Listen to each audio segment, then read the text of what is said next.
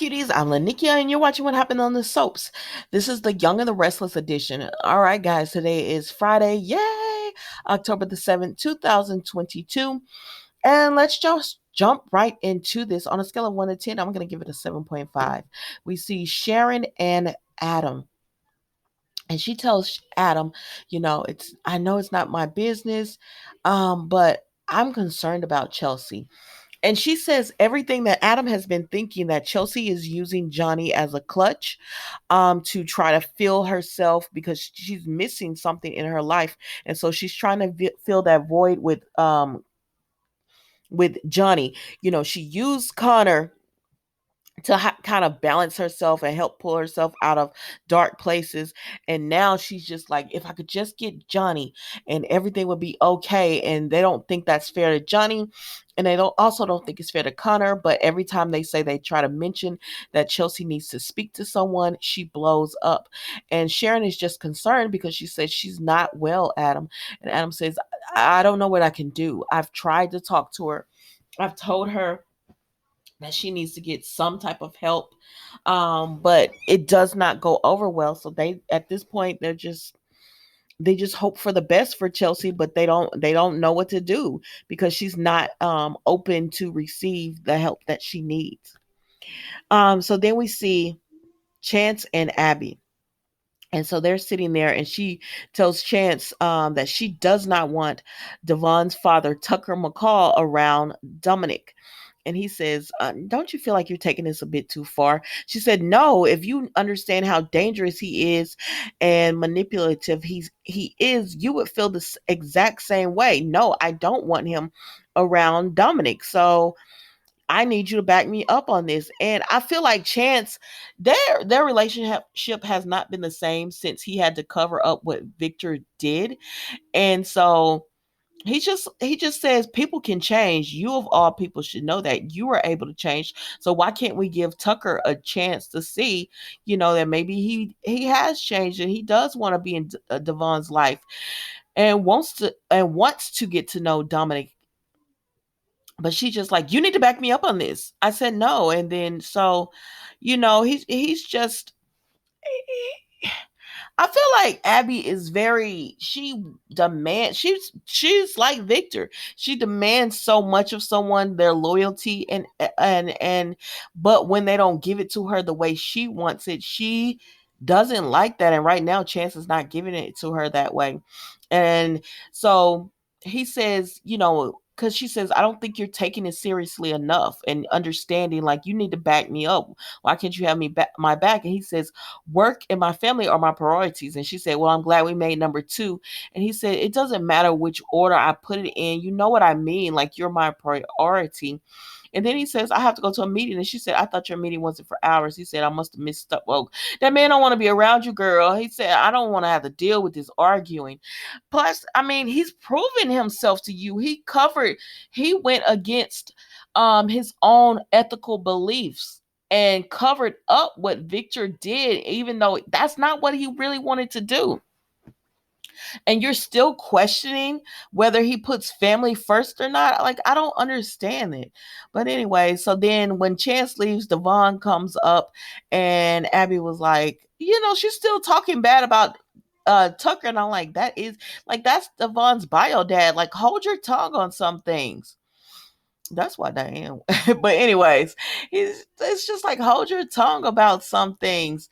But Abby is just, she does not like that Tucker is back in town, and she says, did my words scare him out of town? And he said, no, not at all. That's Devon to her. She was like, why do you think he's here? He says to reconnect with family, and I know he's gonna want to speak to Ashley, but then he tells her, but I'm not for sure because it's weird that the company is merged, and now we're merges and everything, and now he's decided to pop up, so he doesn't know what's going on, but he's keeping his eyes open.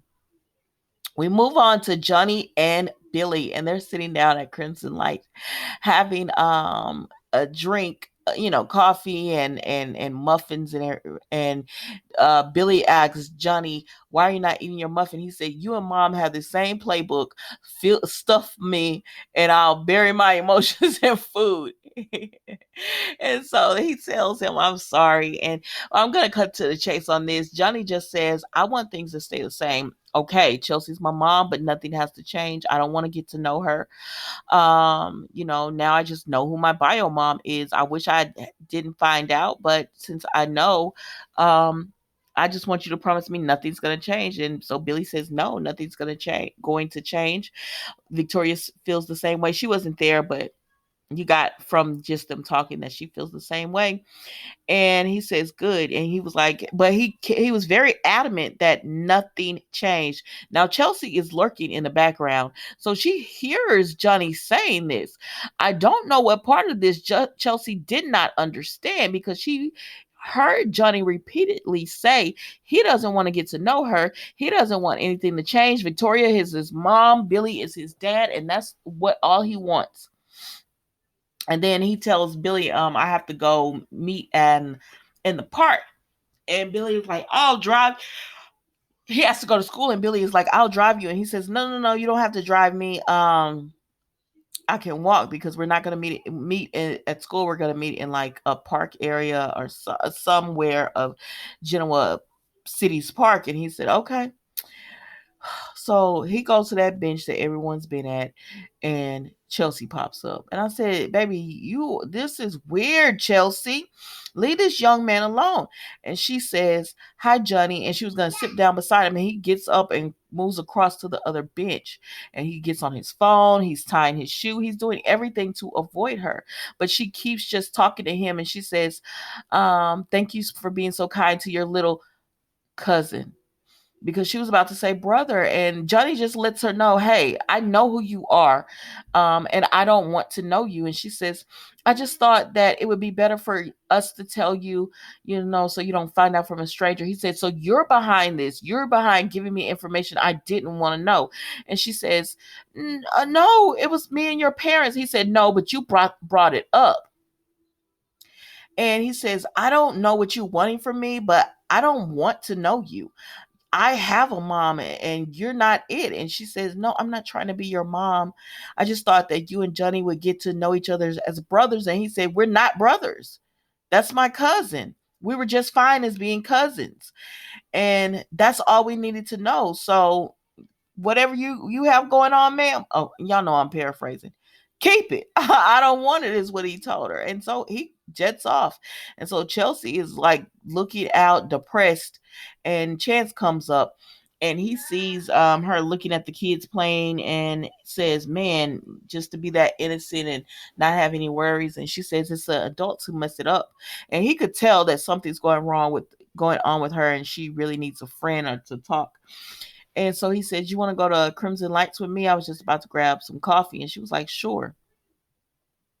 Y'all, this girl get in Crimson Lights and Adam is leaving out. And he says, "Hey, Chelsea." And she says, "What's going on here? Is Sharon here?" And he was like, "Yeah, she's in the back." "What are you guys doing? Conspiring?" She even threw Chance in there. "Is that why you invited me here? So you guys could all tag team?" And Chance is like, "What in the heck is going on?" And Adam was like, "No, Chelsea." He was like, "Yes, Sharon and I are concerned, but no one's conspiring against you. No one's setting you up." And she was like, "Yes, you are. You're setting me up. And I don't need this. I don't need you in my life telling me what to do. I just want to be Johnny's mom. I just want to be both of my son's mom and everything. And that's the problem. You're not his mom." Woo, child. I know. But Chelsea is working my last nerves. Like it really is getting to the point that this character is just becoming um is just becoming torturous to watch. It's just becoming torturous to watch. Watch her just go all over the place. So I don't know, y'all. So anyways, that's how it ends with them, excuse me. So we move on and we see Victoria and Nikki. And so they're speaking and they're talking about um just everything going on with Victoria, everything going on with Nikki. And Victoria says that she has some plans brewing, and Nikki is like, what is it? And she says, oh, we're Chancellor Winters is going public, and we want to buy up the shares. And she said, what? And she said, how does your father feel about this? And she said, I'm using Nate as my inside man. And Nikki wants to know how Victor feels, and she said he's behind it. But Nikki is like, Nick, um, this don't sound legal. She said, me and Nate and I, she said it's a risk, but Nate and I will take care of it. Nothing's gonna happen. But Nikki is concerned about it as well. So then they talk about Tucker coming back, and Victoria says that is concerning to her, and she wonders, does he have an inside man? She said, but he probably doesn't. And Nikki says, "Was you never know about Tucker?" And so they continue to talk just about Tucker and how dangerous he is, if he is coming back for um, to buy up some companies. They said he tried to do it last time, and then Nikki was like, "But I thought he sold companies." I'm like, no, he didn't really sell anything except one company in London, but everything else he's pretty much kept. So he's got the funds, and Tucker is still a dangerous businessman. So they don't know. Then we see Billy and Victoria talk, and oh gosh, Victoria with the hair in the face kills me. But they talk, and she tells him she's concerned about Johnny, and he says, well, he looks to be getting on the right path, because he was back to being sarcastic, and he said that we both have the same plan to stuff in which food. And she was like, what? And he said, Johnny was talking, and I asked him, why aren't you not finishing your muffin? He says, because mom already piled me with food. And she was like, oh my gosh, I forgot you guys were going to Crimson Lights. But he told her that Johnny has pretty much said he wants nothing to change. And she says, yeah, Victoria's all for that. She's like, yes, nothing has to change with Johnny. He wants Victoria to be his mom, Billy to be his dad, and he doesn't want to know Chelsea. And she's like, I'm behind that. She said, Billy, you need to be behind it too. He said he is, but he's concerned about Chelsea. He said, I really think she's going off the deep end, and I'm very concerned with her. And she said, well, you need to be concerned from afar, sir. And that's it with them, y'all. So then we see Allie and Noah. And Noah, he's going over the numbers, and he did well, but he comped too many people. And Allie said, well, you can't get a profit if you're comping. He said, well, it was the first night, so he wanted to do that. But she understood it. She said, but just don't do it anymore. And he was like, yeah, you're definitely right. I won't be doing that again. And then she said, it was nice. It was packed, and people came from near and far. And he says, oh, you talking about Audra? And he just again states that there's nothing there. He doesn't have any type of feelings or feels any type of way towards her. And so I guess Ellie, what else can she do but believe that? So they're making out when Nikki comes in, and she said, and he was like, hey, grandma. And so she tells Noah, I need to speak to you about your time in London. So Allie's like, oh, you know what? I have to go. But she's very respectful to Nikki, and Nikki likes Allie. When she leaves, she says, she's a sweet young lady. And so then she talks to Noah, right? And this is the good tea right here. She talks to Noah, and she says, did you know a company? And she calls it by the name. But she said, Beauty. And he said, funny you should mention that. And she was like, what's up? And he said he knew like a girl he used to date. She worked for that company. Her name is Audra Charles. And he said, and she's in town. Actually, I saw her last night. I was just thinking about her, and he said, I was just thinking about her. And she said, why would you be thinking about her when you got that sweet girl, Allie? He said, no, she's in town, and I saw her last night. And she was like, really? He was like, yes, and she used to work for Beauty. Now they know Tucker owned Beauty. So now hearing about Audra Charles, because Audra says she's in town for business. I said, so she do work for Tucker. Okay, now it's starting to get good. So is Tucker trying to grab the company from Devon too? I said, baby, what's about to happen here? I'm here for it. I want to see what's going to go down.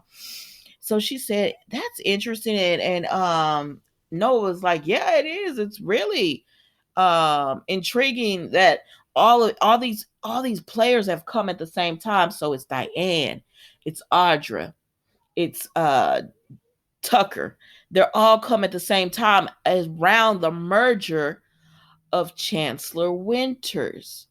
Because if you remember, Diane came to Chancellor Winters. Remember that? Now I'm starting to wonder, why did she go to their lunch party? I don't know, y'all. Y'all tell me what you think.